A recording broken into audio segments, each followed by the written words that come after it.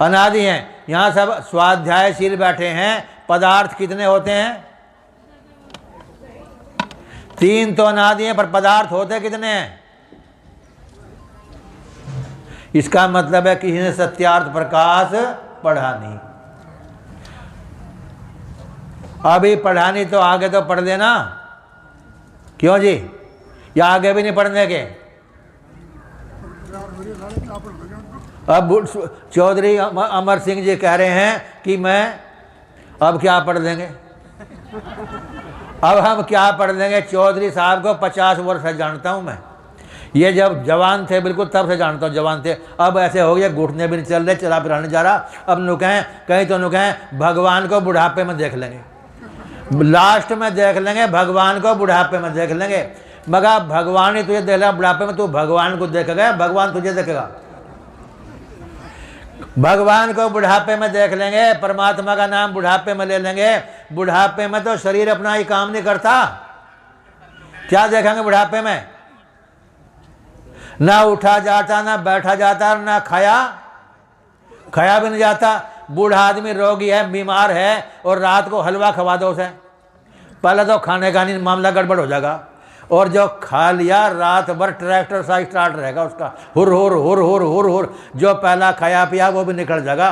खाट के चारों तरफ जो है मलगम के पता से पाओगे बिखरे हुए, पाओगे नहीं? क्यों? अंदर तो हजम करने का है ही नहीं। क्या करेगा बुढ़ापे में? कमर सीधी नहीं होती, प्राणायाम नहीं कर सकता, ध्यान नहीं सकता, 10-20 मिनट बैठ नहीं सकता। क्या करेगा बुढ़ापे में? जो ये कहते हैं बुढ़ापे में भगवान को लास्ट में देख लेंगे, लास्ट में कुछ नहीं दिखा जाता। बचपन में ये बात समझ में नहीं आती, और जवानी जो है वो दीवानी होती है, हैं? अभी एक बूढ़ा जा रहा था, नौजवान ने कहा, बूढ़ा कहना, ओ भाई सीट पर मैं बैठ जाऊंगा, मैं बूढ़े खिड़की पार कर दूंगा, चुप जा, खिड़की पार कर दूंगा तुझे अभी। अब वो जाने बुढ़ा, हाँ जवान कर ही देगा खिड़की पार। ये सुन के बुढ़ा चुप हो जा। अब जब जवान हो तब थोड़ी सुन ले, वो तब सुनता ना। तो इसलिए ये जो मनुष्य है, ये जो है कई अवस्थाएं होती हैं इसकी। एक तो बचपन का जीवन होता है, फिर एक जो है किशोर अवस्था आती है, फिर एक जो है तरुण अवस्था जवानी आती है, उसके बाद एक प्रौढ़ अवस्था आती है, उसके बाद किंचित परिहानी होती है। 50 साल के बाद में सिर जो है सफ़ेद हो जाता है और कमजोरी आनी शुरू। कितना ही माल खाओ, 40 वर्ष के बाद में शक्ति घटती जाएगी, बढ़ेगी नहीं होगी, हैं? और कई लोग वो लगाते हैं सिर पे, क्या चंदन, और दाढ़ी फिर मोथा सा फूट रहा नीचे से, फिर सफेदी फूट रही है। ऊपर तो रंग लिया, पर नीचे क्या होगा? नीचे तो बढ़िया होगा जैसा है अंदर से। तो कितना ही कर लो, और कहीं पे चला फिर नहीं जाता, क्या करता है? तो इसलिए फिर बुढ़ापा आता है, और उसके बाद में एक अवस्था ऐसी आती है जिसको जरावस्था कहते हैं। जरावस्था वो होती है जिसमें चलना फिरना मनुष्य का बंद हो जाता, उठ बैठ नहीं पाता। जब छोटे बच्चे को उठाते ना, क्यों जी, वो बैठे दोनों हमारे कोने में, ये जो हैं खिड़ा झटके हैं, इन्हें 50 साल से जानता हूँ, मुझे जवान थे दोनों। एक के तो कमर बेचारे मुड़ रही है, एक के घुटनों में काम नहीं चलता। तो बुढ़ापे में कोई कुछ हो सके हैं? पहले देखे मैंने बड़े तगड़े थे ये, अमर सिंह तो बहुत तगड़े थे। तो कहने का मतलब ये है कि बुढ़ापे में जब बुढ़ापा आ जाता है, जरावस्था होती है, उसमें कुछ भी चला नहीं जाता, खाया पिया भी नहीं जाता, बैठा भी नहीं जाता, चला भी नहीं जाता, ठीक है ना? तो एक जरावस्था होती है, और जरावस्था में सारी शक्तियां क्षीण हो जाती हैं। एक उर्दू के कवि ने लिखा है, बुढ़ापा आ गया यारों नहीं कांटे से कटता है। बुढ़ापा आ गया यारों नहीं कांटे से कटता है, न हम बिस्तर से उठते हैं न बिस्तर हमसे उठता है। न तो बिस्तर से उठा जा रहा और न बिस्तर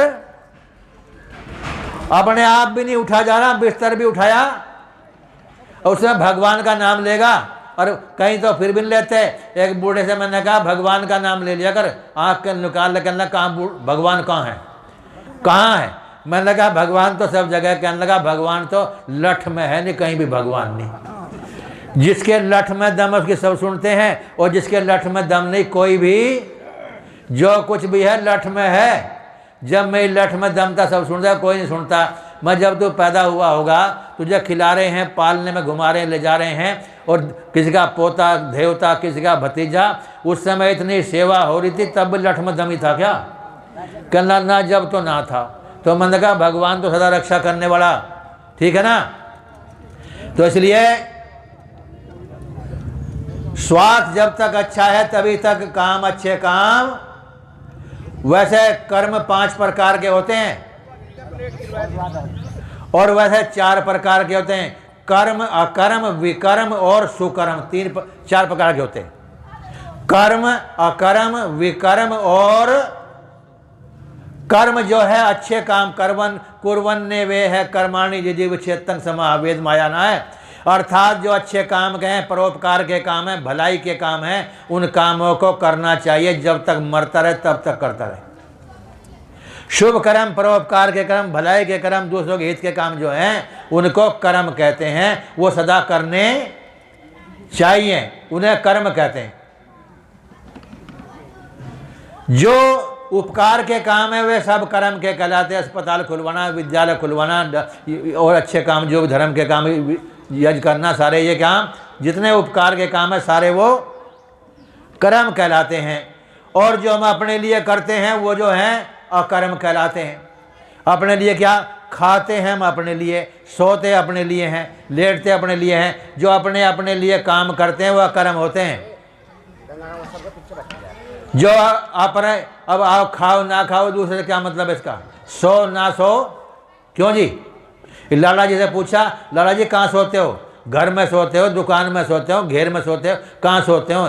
लाला जी कहने लगे घर में सो जाऊं, घेर में सो जाऊं, दुकान में सो जाऊं, सो ना भी सो।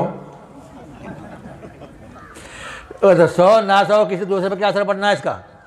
वो असर नहीं पड़ता ना। जो अपने लिए हम कर्म करते हैं वो सारे अकर्म होते हैं, ठीक है ना। नहाना धोना, खाना पीना, सोना, जो कुछ भी काम हम करते हैं उससे दूसरों का कोई लेना देना नहीं है। इसको कहते हैं हम, क्या कहते हैं इसको? अकर्म कहते हैं। और तीसरे होते हैं विकर्म। विकर्म माने विरुद्ध कर्म, दूसरों को हानि पहुंचाने के लिए काम करने। दूसरों को सड़क में गड्ढा खोद देना, कहीं जो है लिप्टिस के पेड़ डाल दें वहां गड्ढे में, कोई गाड़ी लेकर निकल ना जा, दूसरों की हानि करना। जो भी एक जगह लड़के ने एक जगह नल तोड़ दिया, ले गए नल, और 5-5 रुपए आए हिस्से में जब बेचा वो, और वो हजारों आदमियों का काम खो दिया, जो पानी पीने सबका काम खो दिया, 5-5 रुपए में इस्तेमाल, पर उसका काम खोना है। जो ऐसे गड्ढा खोदना, दूसरे को नुकसान पहुंचना, हानि करना। अभी मैं एक जगह मवाना के पास एक गांव में खड़ा था, उसमें बस की प्रतीक्षा में, इंतजार में, 2 बुढ़िया नु कह रही, एक बुढ़िया आपस में, जब तक इसका पुंजा नहीं छिपने का मुझे तो चैन पड़ने की नहीं बिल्कुल। दूसरों की हानि पहुंचाने की।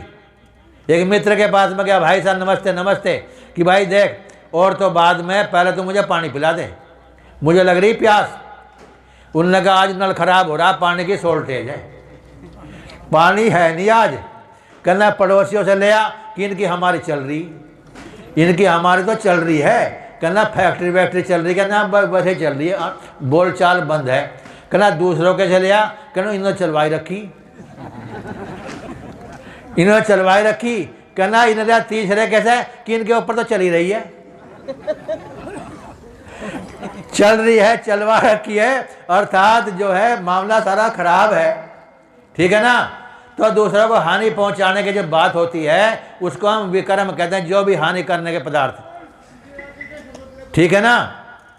बहुत लोग ऐसे ही, कई लोग ऐसे होते हैं सबका भला चाहते हैं, और कुछ ऐसे होते हैं वो भला नहीं चाहते किसी का भी।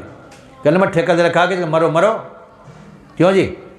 अभी मैं चला गया, करेसर था, वो हमारे मिलने वाले थे, करेसर में एक चिड़िया गिर गई, चिड़िया गिर गई, वो जो सलेजर होता है ना उसका राब का सिरे का, उसमें गिर गई। मैंने कहा रे भाई निकालो, ये जो बेचारी मर जाएगी। अजी मरण तो नुई काम होने दो, ये तो नुई हो काम होने दो, इसमें काम नुई। मैंने कहा नहीं भाई इसे निकालो, बेचारी नहीं जी होने दो काम इसमें। वो उधर आ गया करेसर वाला, वो मुझे जानता नहीं भाई, स्वामी जी कह रहे निकालो। उसे निकाला, पानी में धोया और धो के उसे छोड़ दिया, और थोड़ी देर में वो उपकार की बात न गए, उसमें मरण तो में। एक जगह तो गए, गांव का प्रधान बना, हवन करने को बुला लिया हमने, हम ले लिया, हम गए, सुल की सामग्री ले आया उसमें। अरे मैंने कहा सुल होने दो काम इसमें, यही कहाँ जाएंगे, इसमें ही काम होने दो। मैंने कहा अपने आप तो मारोगे, हमें भी मरोगे, साथ में मरोगे। दूसरों का नुकसान पहुंचाना, हानि पहुंचाना, ये जो क्या है, ये विकर्म है। ठीक है, समझ में आ रही बात? इस मोहल्ले में समझ में आ रही बात नहीं?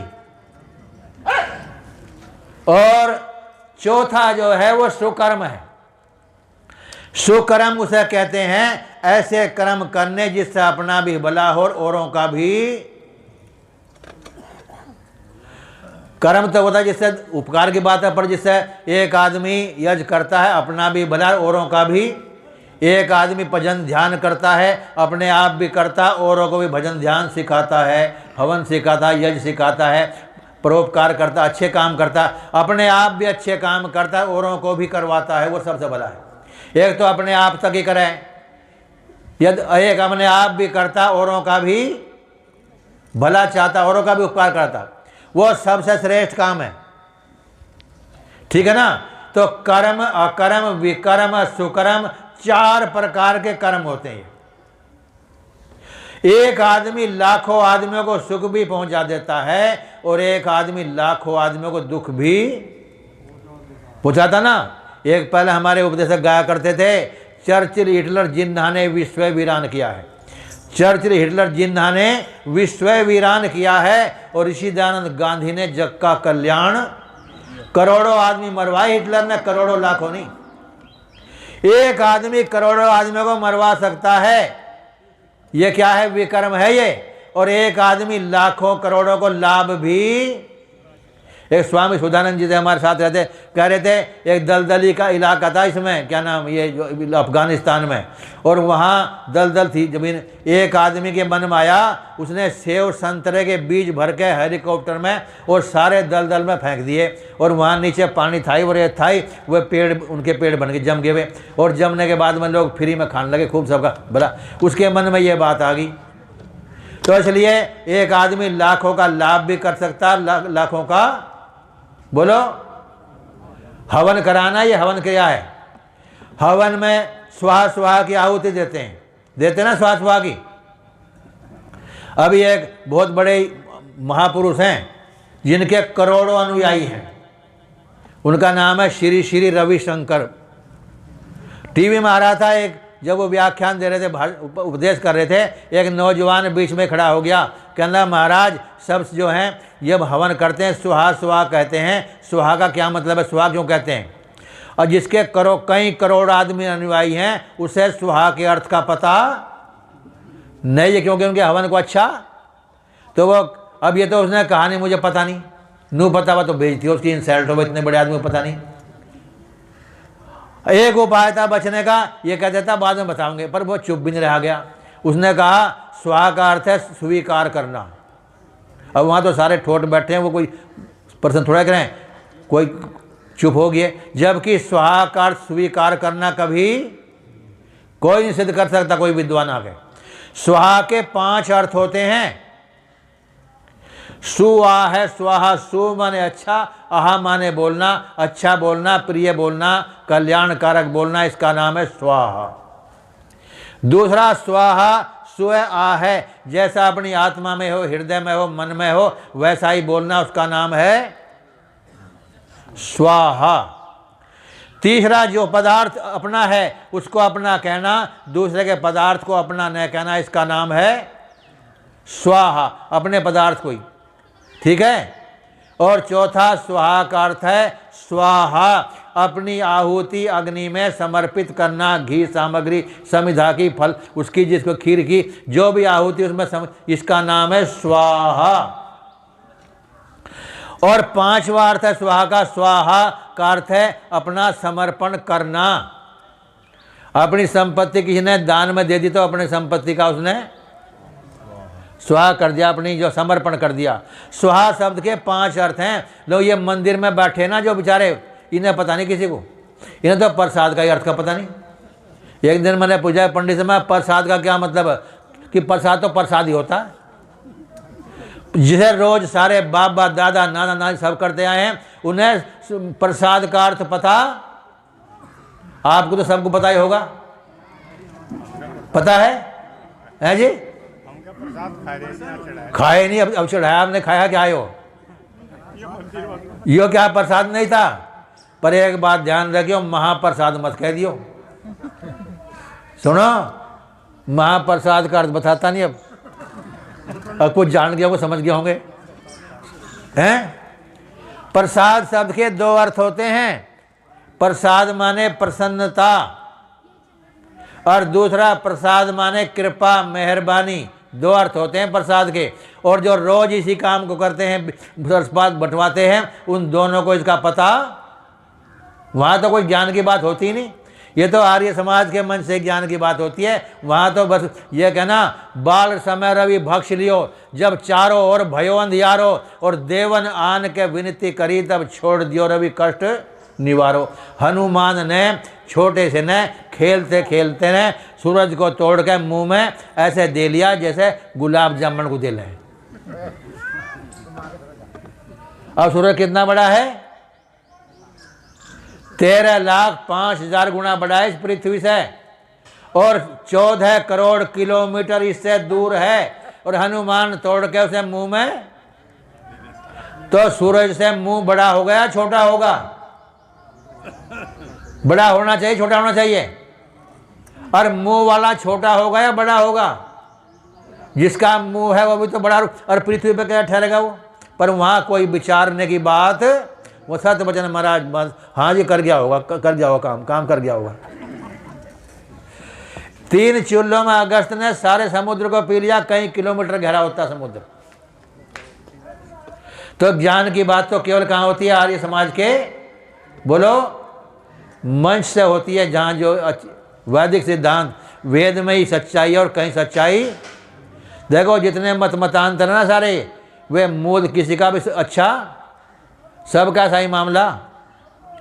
वैदिक धर्म जो परमपिता परमात्मा से प्रदत्त, वेद की वाणी परमात्मा से मिली है। चारों वेदों का ज्ञान परमपिता, और 4 प्रकार की वाणी होती है। जैसे गाय के 4 थन होते हैं, ऐसे ही वाणी के भी 4 थन होते हैं। पर अब नहीं बताने का, फिर बताऊंगा, ठीक है ना? कल भी रहना है। अब समय का अभाव है, क्योंकि गर्मी भी हो रही है, मुझे एक जगह जाना है। मैं तो पहले शुरू में करता, मुझे बैठा दो भाई, पर ये खींच तो यहाँ ले आए फिर वो। और क्या नाम, इधर हलवा बटेगा, और चाय भी चल गई, हलवा भी बचेगी। एक कहने लगे आप चाय नहीं पीते। मैंने कहा भाई मैं तो चाय पीता नहीं। कहना चाय पीना तो वेद में लिखा।